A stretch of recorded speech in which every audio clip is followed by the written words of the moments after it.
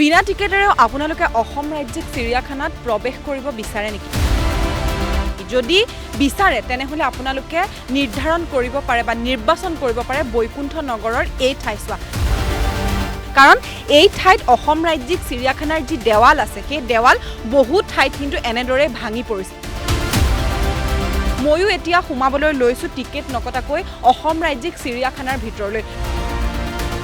Video' journalist অবিনাশে দেখুৱাব কেনেকৈ দেৱালৰ এক বিধ্বস্ত অৱস্থা ইয়াত বিৰাজমান। মই অতি সহজতে অসম ৰাজ্যিক চিৰিয়াখানাৰ ভিতৰলৈ এয়া প্ৰৱেশ কৰিছোঁ আৰু এইখিনি এইবাবেই জনসাধাৰণৰ আগত আমি উন্মোচিত কৰিব বিচাৰিছোঁ কাৰণ অসম ৰাজ্যিক চিৰিয়াখানা বা অসমত বন্য প্ৰাণী সংৰক্ষণৰ বিষয়ে বিভিন্ন কথা কোৱা হয়, কিন্তু তাৰ প্ৰকৃত স্বৰূপখন বা বাস্তৱত আচলতে কি হৈছে, কেনেদৰে বন্যপ্ৰাণীসমূহ সংৰক্ষিত হৈছে সেয়া এই দেৱালখনে কিন্তু উন্মোচিত কৰিছে। এয়া দেখুৱাইছোঁ চিৰিয়াখানাৰ ভিতৰলৈ আমি প্ৰৱেশ কৰিছোঁ আৰু আমি সাংবাদিকসকলে যেতিয়া ইমান সহজতে এই ঠাইলৈ প্ৰৱেশ কৰিব পাৰিছোঁ তেতিয়া আচলতে বন্যপ্ৰাণীসকলে কিমান সহজতে আচলতে মুকলি ঠাইলৈ ওলাই আহিব পাৰে সেয়া সহজতে অনুমেয়। আৰু এয়া দেখুৱাইছোঁ চিৰিয়াখানাৰ ভিতৰৰ দৃশ্য। আমি বাহিৰৰ ভঙা দেৱালখনেৰে সোমাই আহিছিলোঁ আৰু সোমাই আহি প্ৰৱেশ কৰিছোঁ অসম ৰাজ্যিক চিৰিয়াখানাৰ ভিতৰত। আৰু এই ঠাইৰ পৰাই বহু হৰিণ ওলাই যায়, দেৱাল পাৰ হৈ যায়, মুকলিত বিচৰণ কৰে।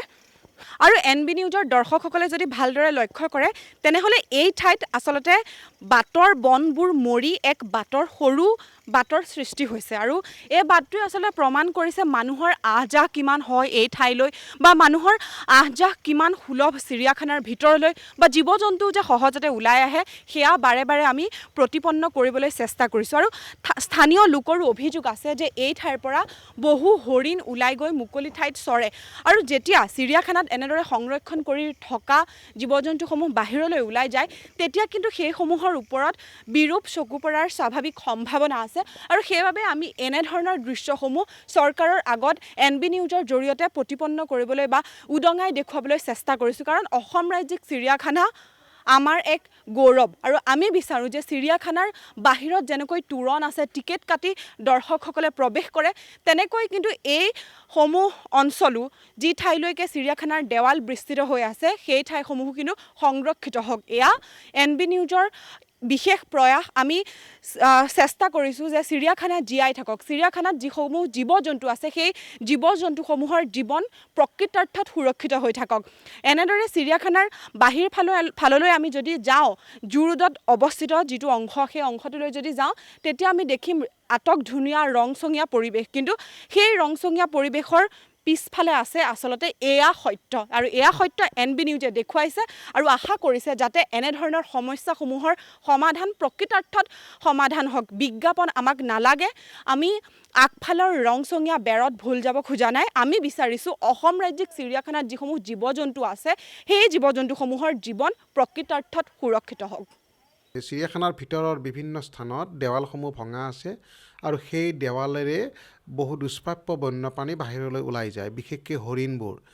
গতিকে আমি কৰ্তৃপক্ষক বহু কথা ক'লোঁ, তাৰপিছত গুৰুত্ব নোপোৱাত মন্ত্ৰীকো ক'লোঁ। মন্ত্ৰীৰ লগত বহু দীঘলীয়া আলোচনা হ'ল। মন্ত্ৰীয়ে আমাৰ কথা পতিয়ন যোৱা বুলি তেওঁ নিজে স্বীকাৰো কৰিলে মিডিয়াৰ সন্মুখতে আৰু তেওঁ কিছু সময়ো বিচাৰিলে। কিন্তু অতি পৰিতাপৰ কথা, আজি পৰ্যন্ত চিৰিয়াখানাৰ 3 স্থানত দেৱাল ভঙাই থাকিল। বিভিন্ন স্থানত মই ফটো দি দিম। ৰাইজে কৃষ্ণনগৰ বজাৰত থকা ৰাইজে নিজে টিন পাত আৰু বাঁহেৰে বেৰা দি চিৰিয়াখানাৰ ভিতৰৰ পৰা যাতে বন্যপ্ৰাণী ওলাই আহিব নোৱাৰে তেনেকৈ ৰক্ষা কৰিছিল।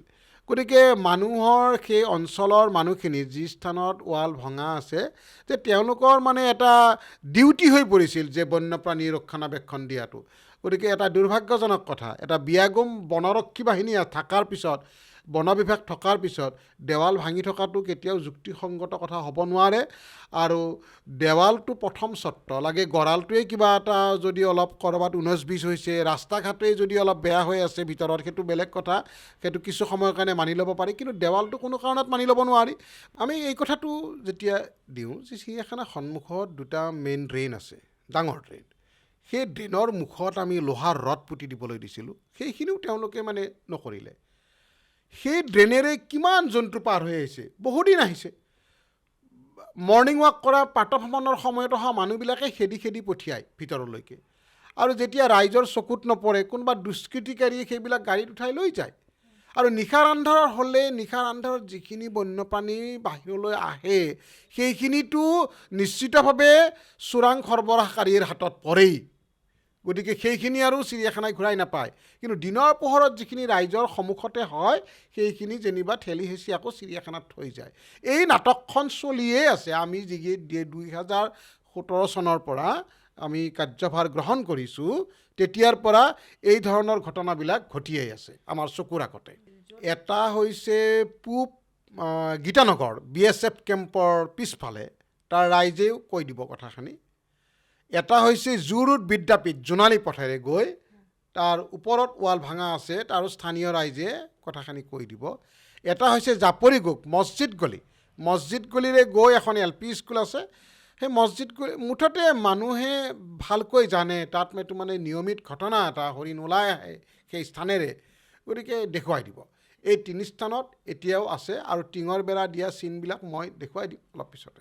এইখন আমাৰ চিৰিয়াখানা বাউণ্ডেৰী ৱাল হয়।